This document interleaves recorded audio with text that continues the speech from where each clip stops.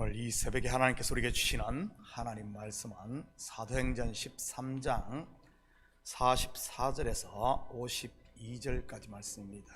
저와 여러분 한 절씩 나누어서 교독합니다. 그 다음 안식일에는 온 시민이 거의 다 하나님의 말씀을 듣고자 하여 모이니 유대인들이 그 무리를 보고 시기가 가득하여 바울이 말한 것을 반박하고 비방하거늘 바울과 바나바가 담대히 말하 이르되 하나님의 말씀을 마땅히 먼저 너희에게 전할 것이로되 너희가 그것을 버리고 영생을 얻기에 합당하지 않은 자로 자처하기로 우리가 이방인에게로 향하노라. 주께서 이같이 우리에게 명하시되 내가 너를 이방의 빛으로 삼아 너로 땅 끝까지 구원하게 하리라 하셨느니라 하니 이방인들이 듣고 기뻐하여 하나님의 말씀을 찬송하며 영생을 주시기로 작정된 자는 다 믿더라. 주의 말씀이 그 지방에 두루 퍼지니라. 이에 유대인들이 경건한 귀부인들과 그 신의 유력자들을 선동하여 바울과 바나바를 박해하게 하여 그 지역에서 쫓아내니 그 사람이 그들을 향하여 발에 깃뜻을 떨어버리고 이구니온으로 가거늘 함께 읽겠습니다. 제자들은 기쁨과 성령이 충만하니라. 아멘. 좋은 아침입니다. 우리는 어제 새벽에 바울의 설교를 들은 비시디 안디옥 사람들의 반응에 대해 살펴보았습니다. 어떤 반응이 일어났습니까? 많은 사람들이 주께로 돌아왔을 뿐 아니라 다음 안식일에도 말씀을 전해달라고 청함하게 됩니다. 이것은 무엇을 말한다고 했습니까? 바울이 전한 설교에 도전을 받았다는 그런 말입니다. 저는 우리 식구들도 말씀을 들을 때마다 이 마음의 도전이 있기를 축복합니다. 그럴 때 어떤 역사가 일어난지 압니까? 같이 볼까요? 44절입니다. 그 다음 안식일에는 온 시민이 거의 다 하나님의 말씀을 듣고자 하여 모이니 어떻게 이런 일이 일어났겠습니까? 복음을 듣고 도전받은 사람들이 가족과 친척과 이웃들에게 소식을 전했다는 말 아니겠습니까? 마치 예수님을 만나 그가 메시아임을 알고는 동네로 달려들어가서 사람들에게 소식을 전한 이 수가성 사람들을 데리고 나온 그 예수님이 전했던 그 수가성 여인처럼 말이지. 물론 이들이 바울과 바나바에게 다음 안식일에 와달라고 청한 이유도 여기에 있었던 것입니다. 나만 듣기에는 너무나 중요한, 너무나 소중한 소식이었기 때문에 말이지. 설교 한번 들었다고 어떻게 자기들이 전도할 수 있겠습니까? 자기들이 사람들을 알고 다 그럴 수는 없잖아요. 복음을 다 할 수는 없잖아요. 그러니까 어떻겠습니까? 다음 안식일에 와달라고 한 겁니다. 그리고는 수가성 여인처럼 동네 사람들을 예수님께 데리고 왔던 것이고요. 와 보라 하면서 말이지. 다음 안식일에 오라고 청하지 않으면 바울과 바나바 선교팀은 다른 곳으로 가버릴 수 있으니 말입니다. 온 시민이 거의 다 하나님을 말씀을 듣고자 하여 얼마나 많은 수가 모였겠습니까?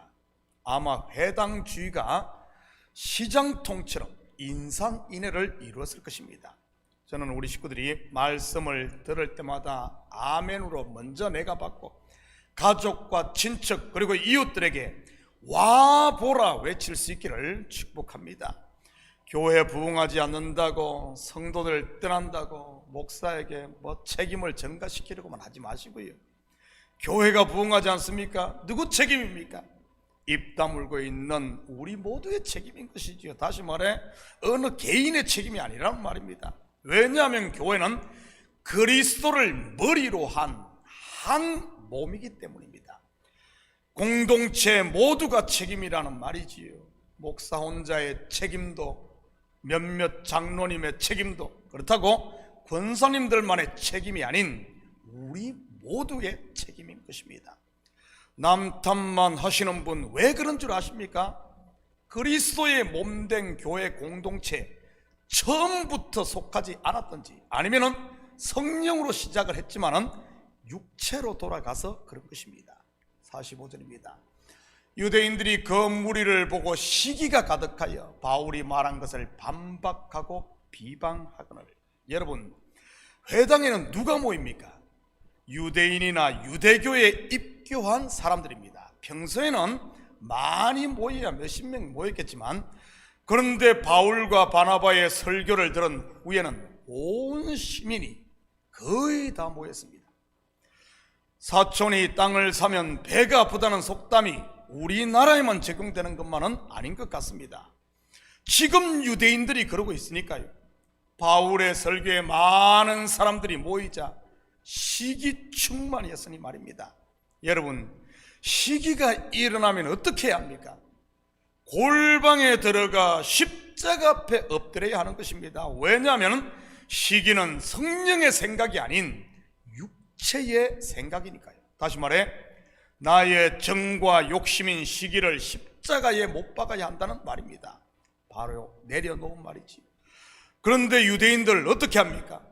먼저는 반박을 하고, 그래도 안 되자 비방을 하고, 그래도 안 되자 사람들을 선동하고, 그래도 안 되자 박해하고, 결국 바울과 바나바 일행을 쫓아냅니다. 사람들을 선동하고 당을 지어서 말이지. 누가 선동합니까? 속이 속에 불평과 불만이 있고 시기가 있는 사람들, 육체에 속한 사람들이 이런 선동에 선동당하는 것이지, 영에 속한 사람은요, 선동당하는 것이 아니라 사탄아 내 뒤로 물러가라, 너는 나를 넘어지게 하는 자로다 하면서 물리치는 겁니다. 안타까운 사실은 이러한 유대인들이 했던, 즉 복음을 대적했던 일들이 지금 교회 안에서도 똑같이 일어나고 있다는 사실이지. 육신에 속해 미성숙한 사람들을 통해 말입니다.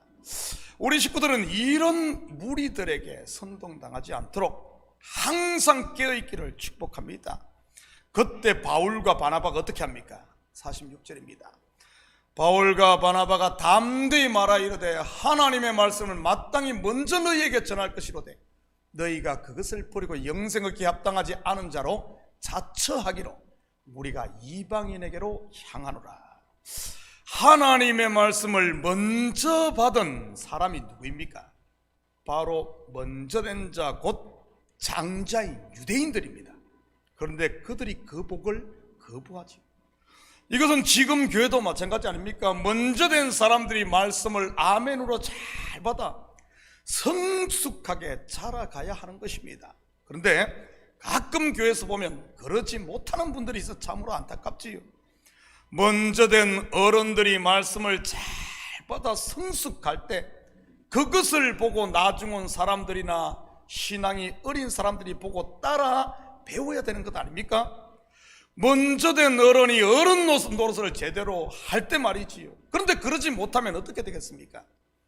옛날에 한 집에 자녀가 6명, 7명씩 될 때 장자나 장녀가 시집이나 장가를 안 가면 어떻게 됩니까? 요즘 같으면 나이와 상관없이 애인 있는 사람이 먼저 가기도 합니다만 옛날에는 어림도 없는 일이었지요. 감히 어떻게 동생이 언니나 형보다 먼저 결혼을 합니까? 그러면 어떻게 됩니까? 앞에서 막고 있으면 다들 줄줄이 결혼이 늦어지게 됩니다. 이것을 속된 표현으로 하면은 똥차가 막고 있다고들 했지요. 유대인이라는 이 똥차가 계속 막고 있으니 하나님께서 어떻게 합니까? 복음의 물줄기를 이방인에게로 흘러가게 합니다.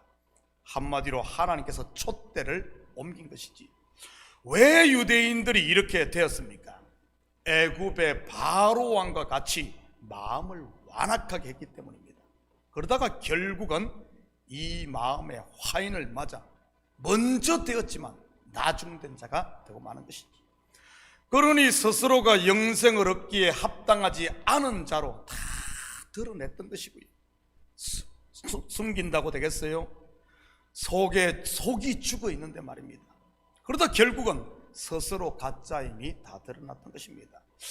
우리 교회는 이런 분들이 없었으면 좋겠습니다. 저는 우리 교회가 먼저 된 성도들이 말씀을 아멘으로 받고 잘 자라 나중 온 성도들에게 좋은 본이 되기를 축복합니다.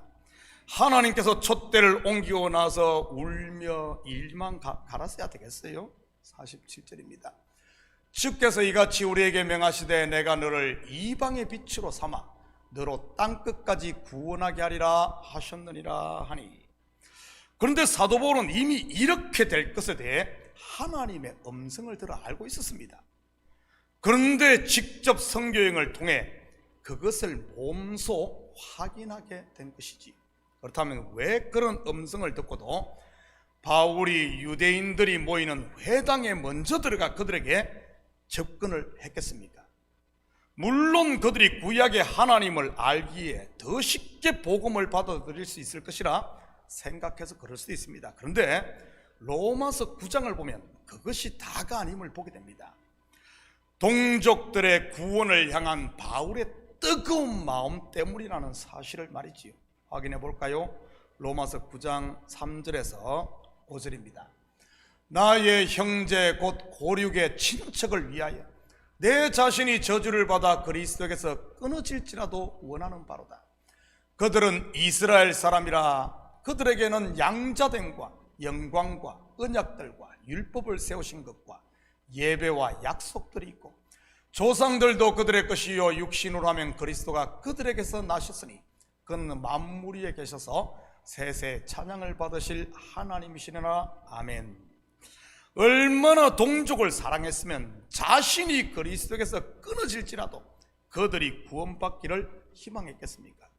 물론 바울이 이렇게 간절할 수밖에 없었던 것은 하나님의 음성을 들었기 때문일 수도 있어요.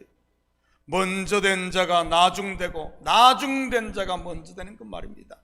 그런데 실제로 선교 현장에서 그것을 확인하니 얼마나 속이 상했겠습니까? 복음을 받지 않을 뿐만 아니라 마음이 완악해져서 복음의 대적자가 되니 말이지. 안타까운 일이 아닐 수 없었던 것이지. 48절입니다. 이방인들이 듣고 기뻐하여 하나님의 말씀을 찬송하며 영생을 주시기로 작정된 자는 다 믿더라. 그에 비해 복음을 듣고 주를 영접한 나중된 자 이방인들은 기뻐하며 하나님을 찬송합니다. 그리고 하나님께서 선택한 사람들이 복음을 다 믿게 되었고요. 예수님께서 말씀하신 하나님의 양은 주인의 음성을 듣는 것이지. 51절 52절입니다. 두 사람이 그들을 향하여 발에 티끌을 떨어버리고 이고니온으로 가거늘 제자들은 기쁨과 성령이 충만하니라. 발에 티끌을 떨어버리는 행동은 당시 유대인들이 이방 땅을 여행하고 돌아올 때 했던 행동입니다. 이방인의 땅의 경계를 넘어 유대 땅을 밟자마자 먼지를 털어버리는 행위 말이지. 바울이 왜 이렇게 했겠습니까? 이제는 유대인 너희가, 복음을 받지 않는 너희가 복음의 이방인이라는 말입니다. 또한 복음을 전하는데 받지 않는 것이 너희의 죄임을, 너희 책임임을 증거하는 것이고요. 바울에 대해 이를 갈며 비방하고 죽이려는 분노를 품은 유대인들에 비해 복음을 받은 제자들은요, 물론 여기 제자는 비시디아 안디옥에 새로 구원 얻은 이방인 제자들이었던 겁니다. 기쁨과 성령이 충만하여 하나님을 찬양하며 은혜와 평강의 하나님의 나라를 누리는 것이지요. 하늘의 생명 양식을 배불리 먹고 기쁨과 즐거움으로 말입니다. 사랑하는 성도 여러분, 여러분 속에 기쁨과 성령이 충만합니까? 아니면 불평과 분노가 충만합니까? 오늘 하루도 내 마음을 잘 살피심으로 불평과 분노 충만해 영적인 이방인이 아닌 은혜와 기쁨이 충만한 하나님의 자녀로 사는 이런 복된 하루 되기를 예수님의 이름으로 축복합니다. 같이 기도합니다. 사랑의 아버지 하나님, 참으로 감사를 드립니다. 아버지 하나님, 먼저 되었지만 마음을 완악해 함으로 말미암아 나중되고 울며 이를 가는 이런 불쌍한 유대인들의 모습을 보며 혹시 아버지는 내가 이 유대인의 모습은 아닌지 점검케 하시고 항상 하나님의 말씀을 기쁨으로 아멘으로 받고 아버지는 내 마음을 갈아엎음으로 말미암아 아버지는 부드러운 옥토로 유지하여 내 속에 하나님의 나라가 싹 트고 꽃을 피우고 열매 맺으며 아버지는 나의 삶을 통해서는 성령의 열매만 주렁주렁 맺히고 기쁨과 즐거움과 감사와 찬양으로 사는 은혜와 평강을 누리는 하나님의 자녀들 다 되게 도와주시옵소서. 복음의 소식을 들었으면 이제는 우리가 입을 열어 아버지 하나님 복음 전하는 자로 사는 저희들 되게 도와주시옵소서. 이 새벽도 간구하는 기도 제목마다 주님 들으시는 줄 믿사오며 이 모든 말씀 예수님의 이름으로 기도드립니다. 아멘.